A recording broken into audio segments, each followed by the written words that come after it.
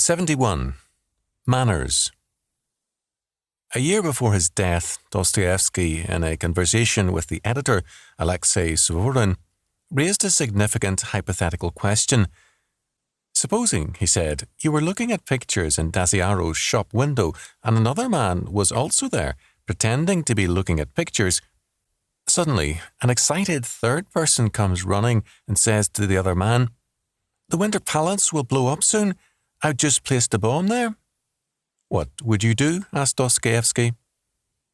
"You have accidentally heard of a conspiracy and the possible death of the Tsar. Should you run for the police, go to the Winter Palace to warn them, or do nothing?" "And what would I do?"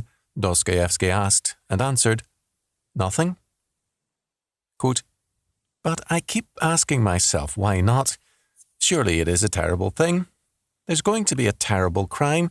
Surely we should do something." I was rolling cigarettes when you came, but all the time I was thinking about this, and I thought of all the reasons which would lead me to prevent the crime, weighty, substantial reasons, and then I thought of all the reasons why I would do nothing at all, and really it is because doing anything would be perfectly ridiculous. Why? Because I would be afraid of being taken for an informer. Imagine, I am going to the Winter Palace, they look at me, they question and cross-examine me and offer me a reward, or perhaps they suspect I am an accomplice. It's published in the newspapers. Dostoevsky informed against the criminals. How absurd. It's a matter for the police. After all, they are paid to do these things. The liberals would never forgive me. They would drive me to despair and worry me to death. Everything in this country is abnormal. That's why these things happen, and no one knows how to behave, nor only in the most difficult circumstances, but in the very simplest." End quote. The problem suggested by Dostoevsky is an important one. When the basic standards are in doubt, men hesitate to act in the most obvious situations. They're paralyzed with doubts and immobilized by considerations, where, in times of clear-cut moral standards, men act unquestioningly. It has often been pointed out that revolutionary eras are also reactionary eras. Revolution is a major force for reaction. First of all, the revolutionist, by denying the validity and value of all normal and peaceable courses of action, throws society back into brute force and coercion. Nothing is tolerated except revolution. In other words, the problems of life has as their solution death. When all law and order are denied in favour of revolution, it's difficult then for revolution to re-establish precisely what it is worked to destroy. The revolutionist finds the demand for law and order counter-revolutionary. Second, those who oppose revolution do so in steadily reactionary terms when they are without faith. Being without principles, they cling to the past as against the present. During the French Revolution, it was not only Robespierre and his successors who were reactionary, but the monarchists as well. The revolutionists had become a savage band of murderers, and the Reign of Terror was their fitting memorial. The monarchists, however, waged war not against the revolution, but against France itself. By aligning themselves with France's great enemy, Britain, they betrayed everything that the monarchy had stood for. Napoleon was thus the only alternative. Both the revolution and the monarchists were discredited. Third, because a revolutionary era is hostile to normal and peaceable courses of action, it tends to stifle and to destroy growth and progress, because every move towards amelioration, relief and improvement is damned as an enemy of revolution. To cite a minor but revealing example, a revolutionary era stifles the development of good manners and etiquette. For example, in pre-revolutionary Europe, women's dress was so full and chairs were so heavy that it was necessary, as a practical matter, for a woman at table to be helped with her chair. This was not only good manners, but also a necessary act. Similarly, in 18th century London, a gentleman took the curbside of the walk, and the woman was thereby protected from being splashed by the mud and filth churned up by passing carriages.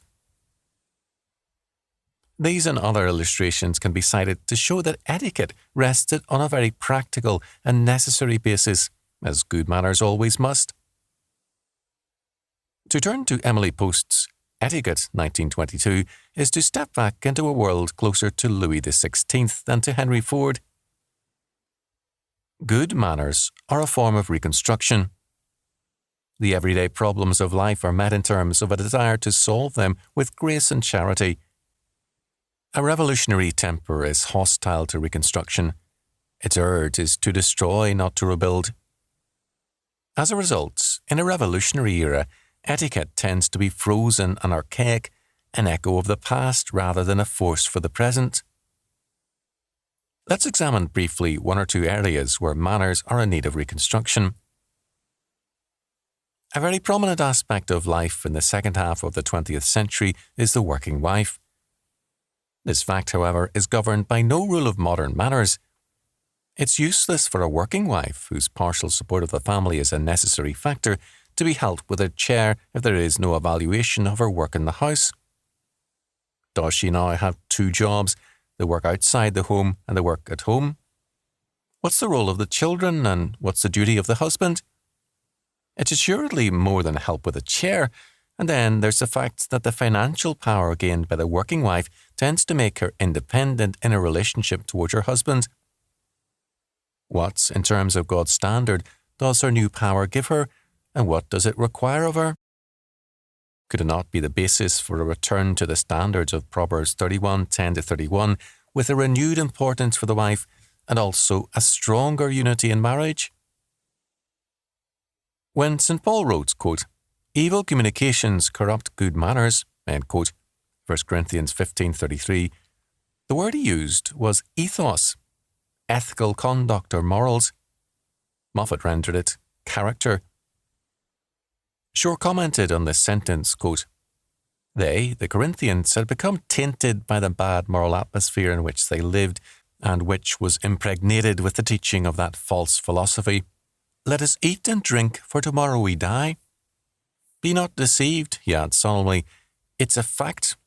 Evil communications corrupt good manners." This is a proverb slightly modified in one word from a line of Thais of Menander. It's impossible to say whether the apostle was acquainted with the original line in the poem or not, for in any case, he would probably have quoted it in the form in which it was current among ordinary people. The force of the proverb is that even evil words are dangerous. The constant repetition of an immoral maxim may lead to immoral life. Words that seem harmless because they float lightly like thistledown may bear in them a seed of evil which may take root and bring forth evil fruit. End quote. This is true enough, but it reduces St. Paul's meaning to its minimum. St. Paul had just quoted an ancient pagan proverb, "Let us eat and drink, for tomorrow we die." 1 Corinthians 15:32, compare Isaiah 22:13, 56:12, Luke 12:19. The Corinthians were too intimate with the pagans around them who shared this faith rather than faith in the resurrection. St. Paul summoned them to, quote, "Awake to soberness righteously and sin not, for some are in ignorance of God.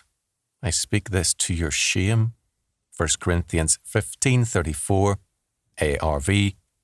The, quote, "evil communications," end quote, were with people, principles, and practices which were a fruit of the denial of the resurrection. The, quote, "good manners," end quote, or character required, were a product and an outcome of salvation through Jesus Christ, a belief in the resurrection of the body, and daily, quote unquote, communications, associations, or fellowship in a realm of development of good manners. Good communications strengthen, develop, and reconstruct good manners. The doctrine of salvation, thus, has far-reaching implications. It affects everyday mundane matters as well as weighty and eternal concerns. If a man denies God and is a humanist, then his ethos, character or manners, in their every detail is informed and governed by heedlessness for the future. "Let us eat and drink, for tomorrow we die." 1 Corinthians 15:32. This is a revolutionary premise. It's a revolt against the future in the name of the present. The revolutionist refuses to work patiently for a future good which he may only partially see in his own lifetime. What he can't have now, he despises and destroys. The implicit premise of his actions is, tomorrow we die. Death for him means also the futility of morality and hope. It means the absurdity of life and manners. As a young student, for a time a humanist and a revolutionary-minded atheist, observed, quote, I was deliberately rude and immoral. I figured if life was senseless enough to make everything add up to nothing, then manners and morals were nothing but lipstick and paint on a corpse. End quote. The logic of unbelief in salvation and the resurrection is a revolutionary act of murder against the future and against past and present. Our Lord declared, Because I live, ye shall live also. John 14:19. The revolutionist says in effect to man and the world, Because I die, you shall die also. His gift to the world is death. In contrast, the biblical doctrine of salvation leads to a reconstruction of every area of life. It gives scope and focus to reason, and it gives foundation to manners and morals. The doctrine of the resurrection makes a future orientation inescapable to true faith, because every act today has both temporal and eternal consequences. Life is not absurd, but rich with meaning. St. Paul made clear what characterizes men who are steadfast and unmovable with respect to salvation and the resurrection. Quote, But thanks be to God which giveth us the victory through our Lord Jesus Christ.